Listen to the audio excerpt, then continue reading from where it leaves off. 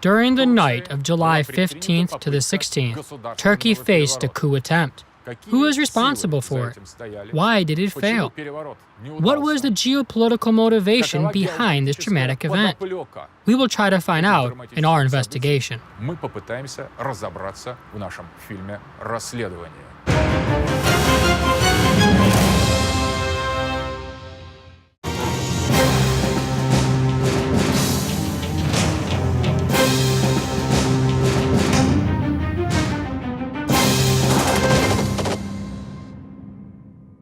There are three forces in Turkey. The first are the Kemalists.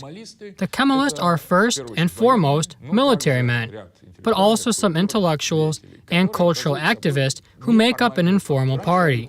Earlier, they controlled the Turkish armed forces. Their main goal was a sovereign, independent Turkey. They were rather secular. They supported moderate, practically civilized Islam, firmly opposing any form of radical Islamism. They opposed Neo-Ottomanism. In general, they were suspicious towards Russia as a potential threat in the 1990s, but they completely changed their position in the 2000s as they became acquainted with geopolitical models, both the Atlanticist one, learned from their NATO curators, and the Eurasian model, which they learned from my book, translated into Turkish. They began to choose more freely, independently, who Turkey could be with, and consider how Turkey could remain sovereign, whether this is possible while being a NATO member, or if they should be oriented towards an alliance with Russia. The Kemalists changed their views to the opposite ones.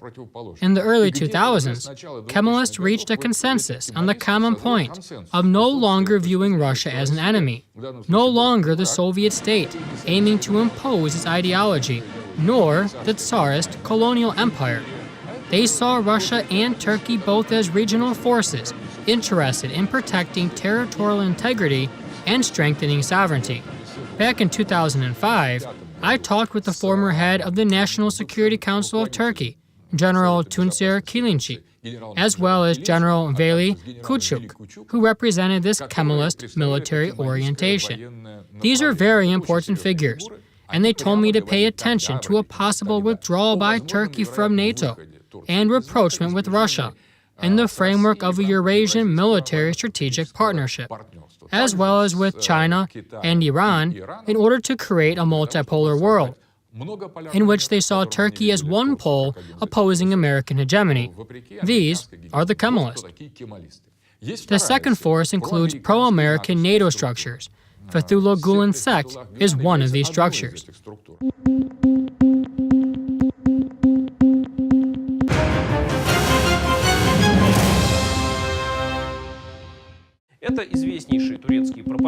Gulen is the most famous Turkish preacher who was able to attract many people to his Jamia, his organization, around several million people. He was very popular and actively worked among migrants. Both the secular and military leadership disliked him, as well as the other Islamists. At last, in the late 1990s, he had to leave the country for the U.S., officially due to medical issues, as he had a heart condition and constantly underwent medical exams. But everyone understands that he left in order to not be arrested. Since then, the U.S. is his permanent place of residence, where he has some kind of base in Pennsylvania. Gulen's organization can be visualized like a pyramid. The ordinary people are on the bottom of this pyramid. They just support moderate Islam and don't understand the rules of Gulen's game. There is nothing wrong with them. The businessmen and bureaucracy are in the middle. They have power and money and pose a real threat. Gulen and his American intelligence patrons are at the top of this system. They rule the sect, and they are very dangerous.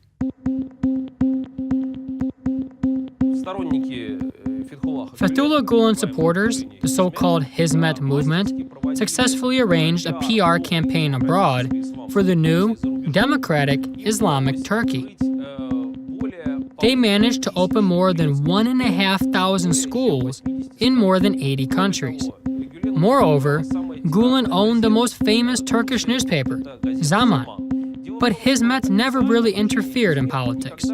It didn't try to create its own party. On the contrary, it tried to position its members in all parties and state structures: the army, police, and gendarmerie. Representatives of the American lobby and open American agents of influence existed at all levels of Turkish society, pushing Turkey towards European integration and American policies. It is these that were the Atlanticist forces in Turkey focused against Russia. This is the purely Atlanticist lobby, the second group of influence.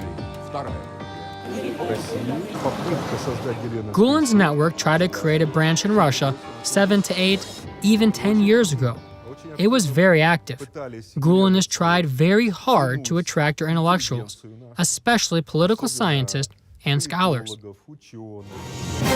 I can say that they even managed to get into the Russian army. They quite covertly penetrated it. Their people might look like righteous Orthodox, but, in fact, they are members of Gulen's movement. There are no counterparts to this movement in history. They resemble more advanced Masonic organizations. This movement is geographically focused in the Asia-Pacific region. They base their strategy on NATO principles.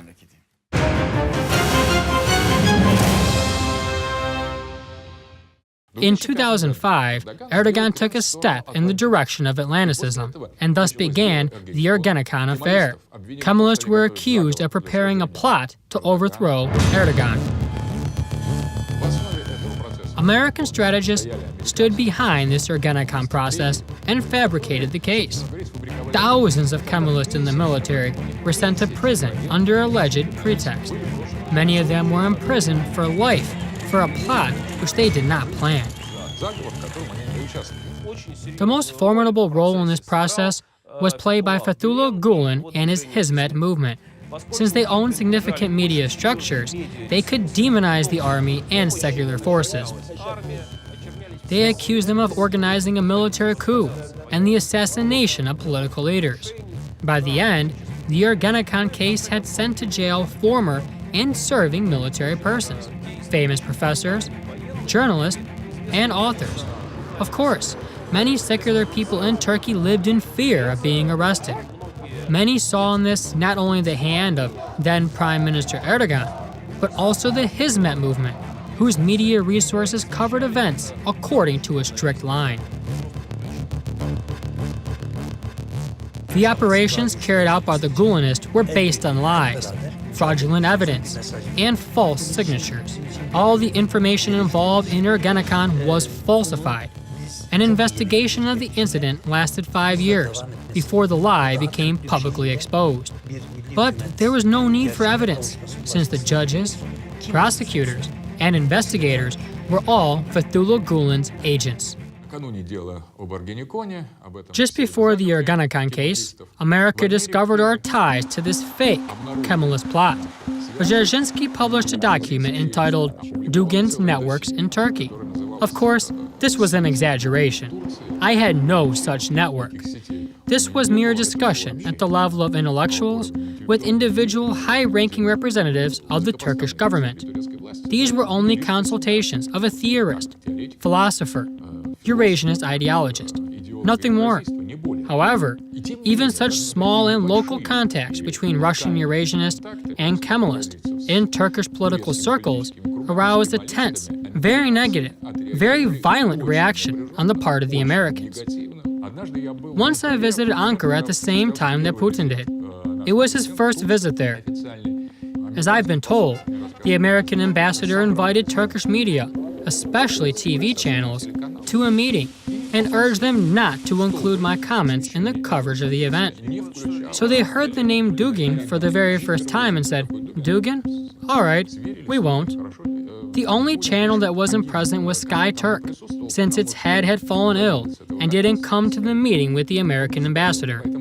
They invited me to comment on the historic meaning of Putin's visit for Russian-Turkish relations. I was then told that the American ambassador was furious.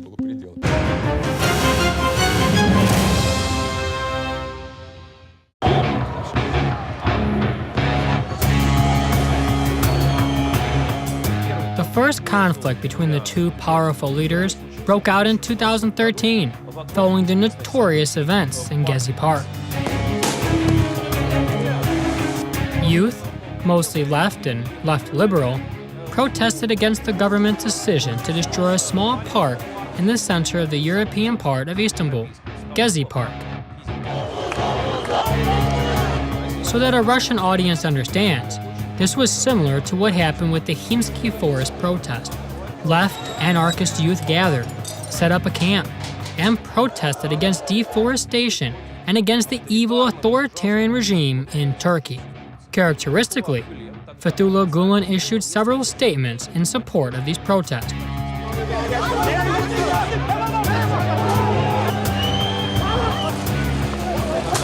Erdogan didn't like this. In response, he made some harsh statements accusing Gulen of organizing riots.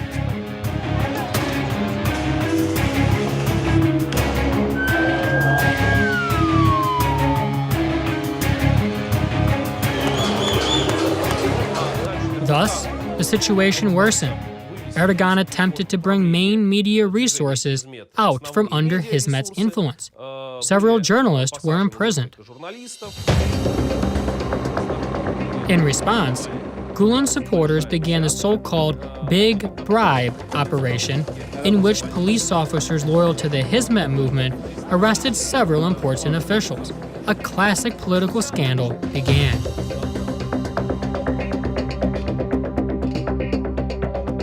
It was clear that no one would give up. However, Erdogan had more power. Islamists were part of the essential dish of American influence. Of course, there also have to be some anti-Islamists, some ultra-nationalists, some liberals, supporters of the LGBT movement, Soros's army, and Islamic fundamentalists, all together as the necessary elements of this cocktail, an explosive cocktail used by the United States to destroy sovereign nations in the Middle East and Europe. All these elements existed behind Erdogan's back. All his mistakes and crimes that he committed are tied to them, including his opposition to Assad and his connections with ISIS, which are also a little exaggerated, but which, of course, existed. This was his neo-Ottoman policy, crystallized in the figure of Davutoglu, who has since resigned. Over the last few years, Erdogan changed his position, initiated a rapprochement with the Kemalists, and gradually started to remove Gulen's sect and the Atlanticists. It is significant that in those very cells where my friends were locked up under the trumped-up Ergenekon case, in particular Dogu Pernicek, the Vatan party leader, are now held the Gulen sect's judges who sentenced them.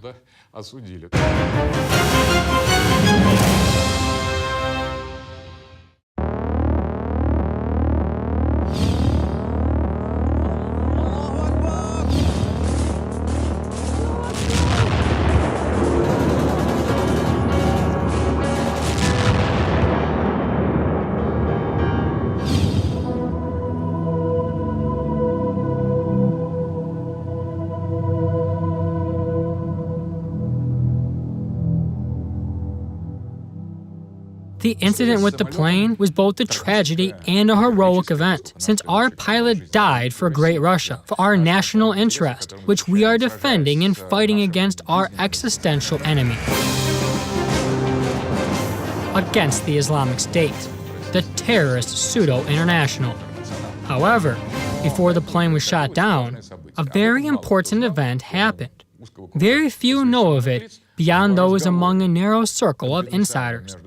During a confidential conversation between our president and Turkish President Erdogan, a number of fundamental agreements on common policy were reached on Syria. Erdogan was prepared to give up on his rigid opposition to Assad and agreed with our president to take some measures to satisfy both sides. A short while later, the Russian plane was shot down.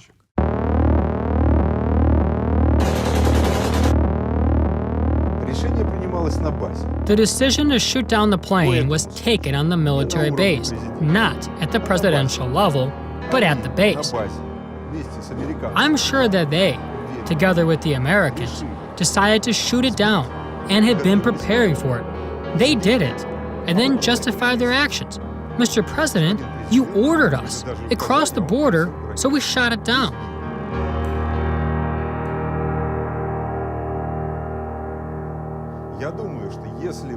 I think if the Air Force Base leadership had informed the president that a plane has violated our airspace, we'll shoot it down, the ending would have been completely different. I am absolutely sure of this. But it was played so cleverly that, knowing Erdogan's behavior, apologizing would have meant losing face in front of the country, in front of the military.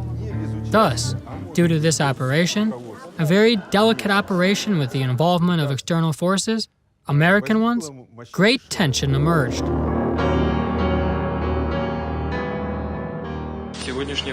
Today's loss is tied to a stab in the back dealt to us by accomplices of terrorists.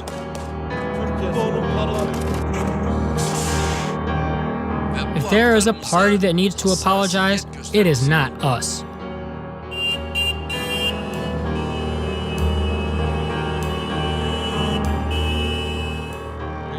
If someone thinks that by committing a heinous war crime, killing our people, they can get away with it by merely threatening us with tomatoes or restrictions on construction and other industries, then they are deeply mistaken. Erdogan tried to call Putin, but Putin was uncompromising. In fact, it was his consistent, firm, straight, courageous policy that led to the eventual clarity with regard to Russian-Turkish relations.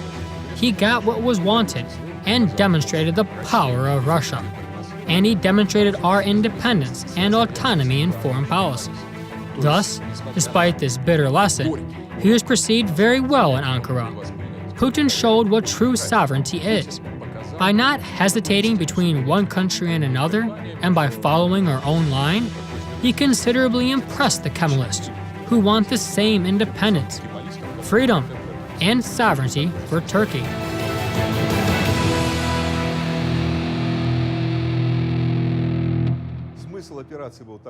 The point of this operation was to make Turkey and Russia clash.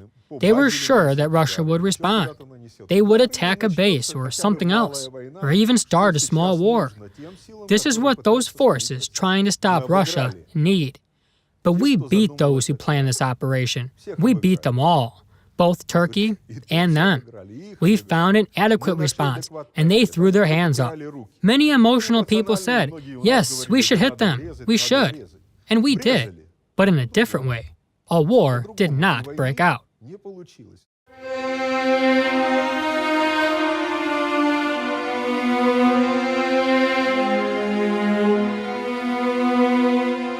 Russian economic sanctions damaged the Turkish economy. Russia is our main trade partner. The second one is China. Turkey can breathe thanks to its relations with Russia and China. Thus, opposing friendship with Russia means being an enemy of Turkey. Such people make up the small group of pro-Americans. Everyday people, the baker, restaurateur, worker, and teacher, they want to be friends with Russia.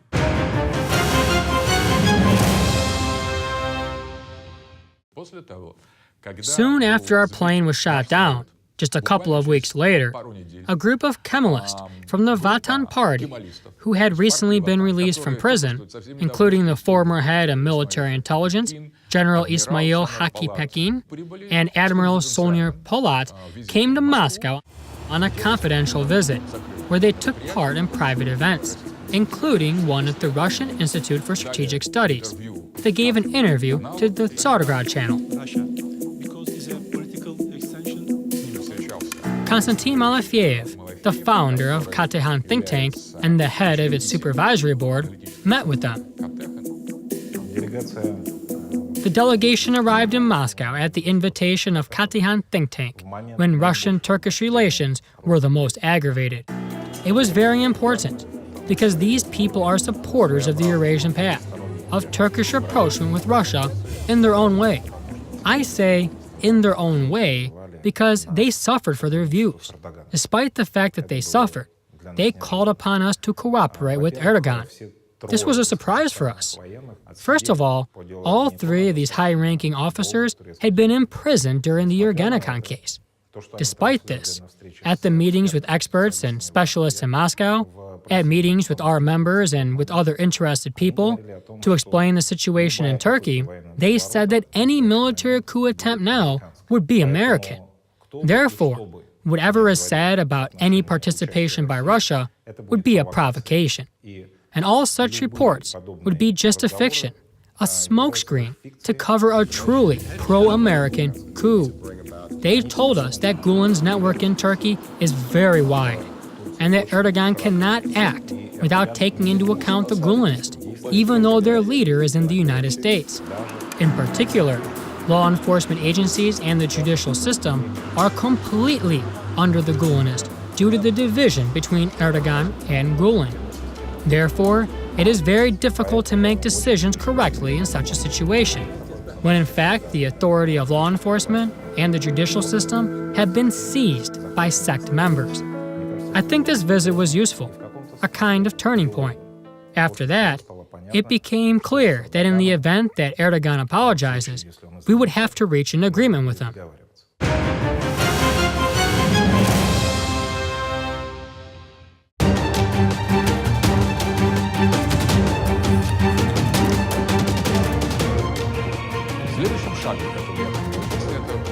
The next step in which I took part was an invitation to come to Turkey on a confidential visit in March 2016, where I met with Erdogan's inner circle, in particular with members of his family who said, again, some quite shocking things.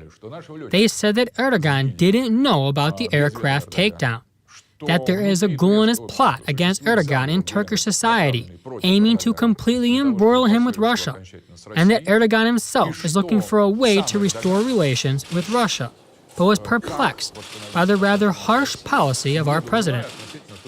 Our Russian side stipulated one condition: apologize. This was the line of our president that the Turkish side had to fulfill. They said, "We will work on it."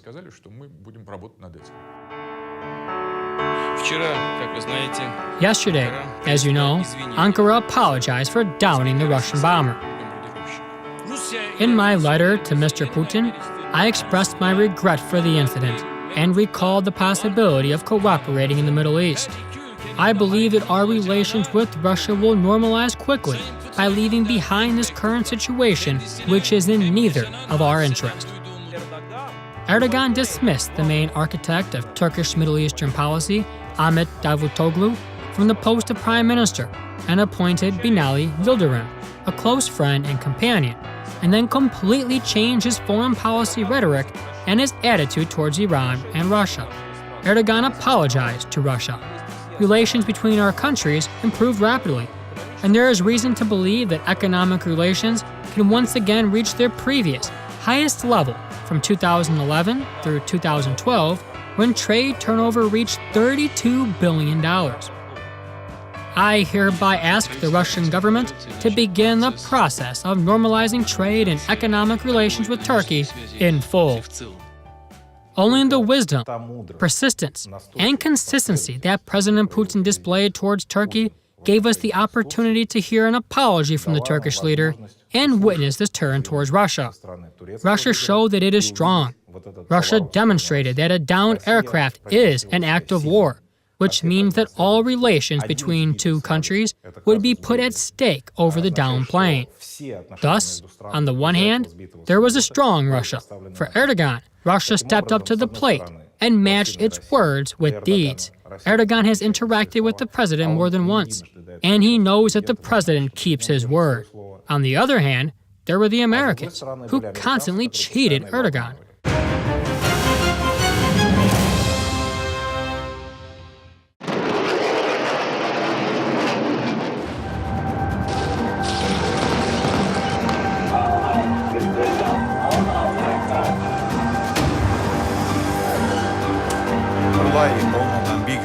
The day before the coup, Alexander Dugin visited me. We talked for about an hour. I told him that neither of our countries benefited from the deterioration of relations between Russia and Turkey. Both sides must remain friends. But many powerful forces in our world are dissatisfied with this. We must not let them win. I also informed Mr. Dugin that the pilots who shot down the Russian plane are followers of Gulen's movement. I have no doubts about it. I said it on the day of the incident. I had said it during the day, and it happened in the evening.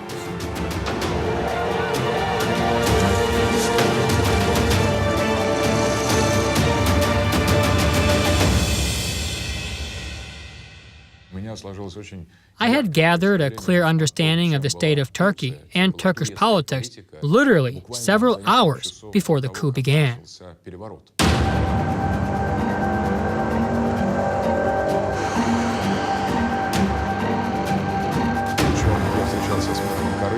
Moreover, I had a meeting with the mayor of Ankara and a number of Turkish intelligence heads. We exchanged our views on seeking further rapprochement between Russia and Turkey. During each and every meeting, however, in one way or another, the point always came up about the presence of a pro-American network of influence and the danger posed from within Turkey. Indeed, you could feel it in the air that something of the sort was about to happen. When I went to the airport, I was escorted by my Turkish colleagues, representatives of the Eurasian movement in Turkey, the Vatan Party, and representatives of other structures. They said, after your visit, something is bound to happen, as our enemies will see a dramatic shift in Russian-Turkish relations towards a union, alliance, and mutual understanding. They won't give up so easily.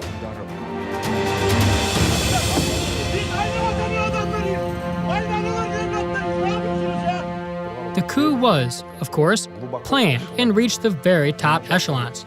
The coup involved all possible types of troops and even the highest levels.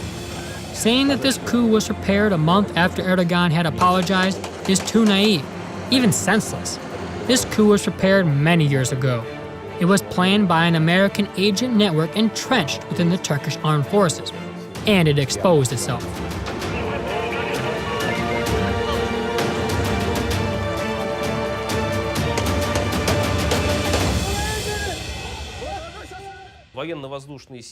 The Air Force was the most pro-American military service in Turkey.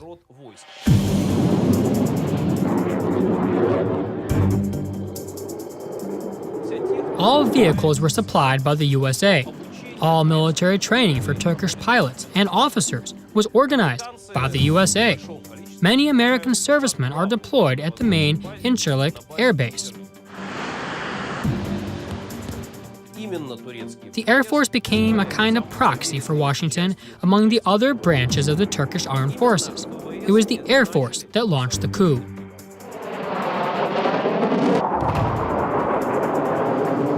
At first, during the first hour and a half, it seemed like the coup had succeeded.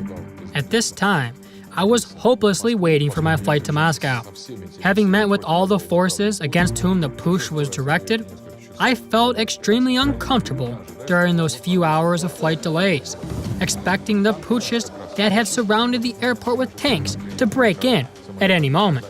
They were waiting for Erdogan's plane to arrive in Ankara from Istanbul, which they wanted to either shoot down, prevent from landing, or, upon landing, arrest him. The situation was extremely tense. I experienced a quite intense, existentially fraught few hours, expecting soldiers to come at any moment. I had already understood that the coup was directed against our friends, and I wondered about my own fate, since for the past 2 days, I had been shown on all Turkish TV channels as a messenger from Moscow, a herald of friendship and rapprochement, the person who stood for Turkey leaving NATO, a point which I openly discussed on live television. 20 minutes after I had left the city administration, 2 officers arrived and asked about me. If I had left the office even a little later, they would have arrested or simply killed me. That was their order, which we learned about later during interrogations. If you catch the leader, shoot him in the head right away, and then say that you shot because he resisted. Only Allah saved me.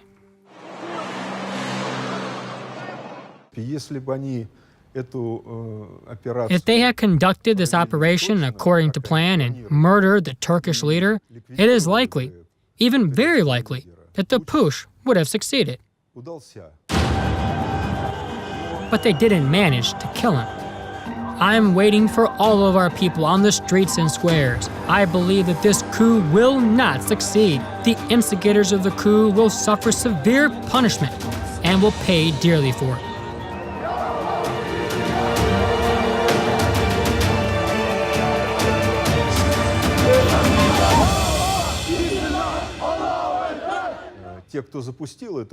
Those who initiated this operation didn't count on an information leak, or that Erdogan could receive information. He received it and escaped certain death. That's why we can now talk about a large special operation that failed.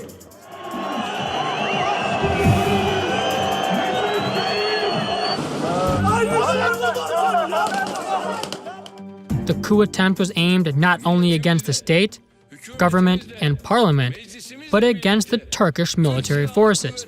The Turkish army, our soldiers, are our pride. We saved our military forces from these terrorists in military uniform.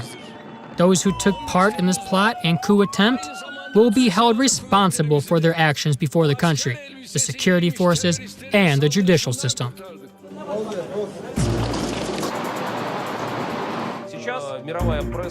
Now, the world press says that Erdogan was warned by a representative of the Hamamim Russian military base in Syria.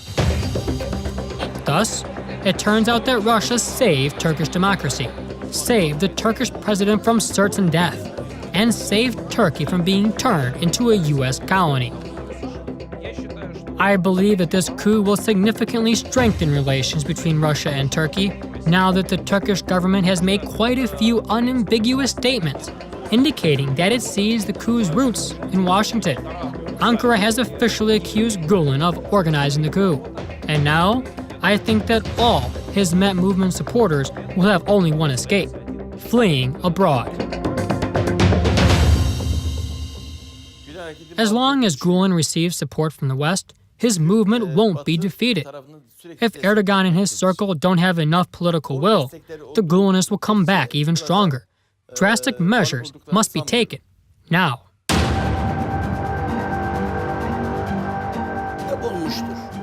We are tired of waiting at the gates of the European Union for the past 50 years. We no longer believe in it and do not aspire to join it. Our Western allies didn't help us in Syria either. So why should we have bad relations with Russia? We are more inclined towards the Eurasian orientation. We appreciated Russia's firm support during the coup.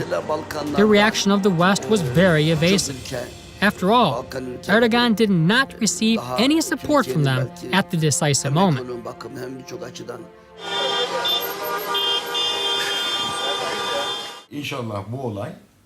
God willing, the current situation has allowed us to shift towards closer cooperation between our countries. I believe we need a new bloc, which should unite China, Iran, Azerbaijan, and Pakistan. Such a bloc can guarantee peace in the whole world.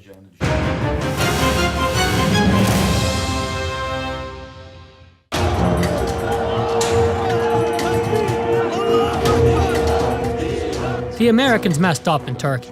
This means that they didn't manage to do everything, can't reach all their goals. I think that this dragon, the American dragon, is wounded. Our task now is to not become a victim of this rampaging beast.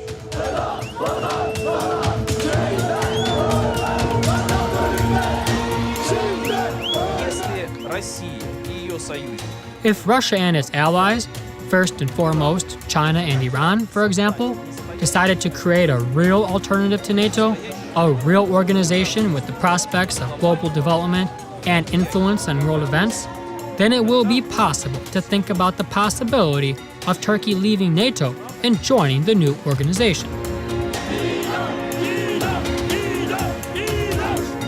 If Erdogan is consistent, learns all the lessons of this coup attempt by pro-American forces, withdraws from NATO, initiates rapprochement with Russia, and becomes a supporter of a multipolar world, then this will be the beginning of a systemic collapse of NATO and the first step towards creating a completely alternative world model.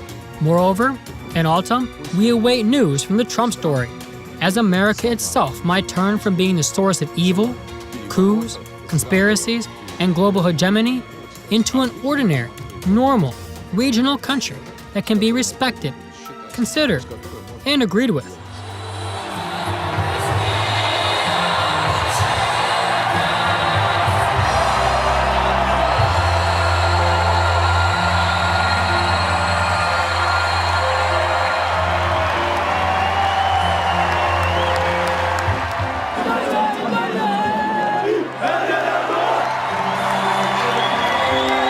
Thank you, everybody. Thank you. We love you. Thank you very much.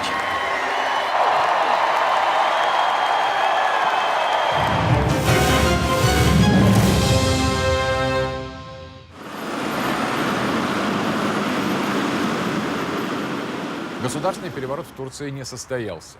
The coup in Turkey failed. A state of emergency was imposed in the country, and arrests, searches, and investigations to identify the participants have been launched.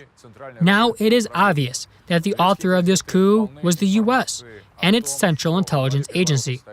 Turkish newspapers are full of information that the coup was led by Campbell, the former commander of U.S. forces in Afghanistan, who coordinated the whole operation. More than 80 CIA representatives were actively involved in the coup. More than $2 billion were spent on it. Will Erdogan draw all the necessary conclusions now that he has been betrayed and condemned by those who he recently considered his allies? Will he reject Washington, the U.S., and the American influence network primarily manifested in Fethullah Gulen's sect? We await very serious decisions just around the corner.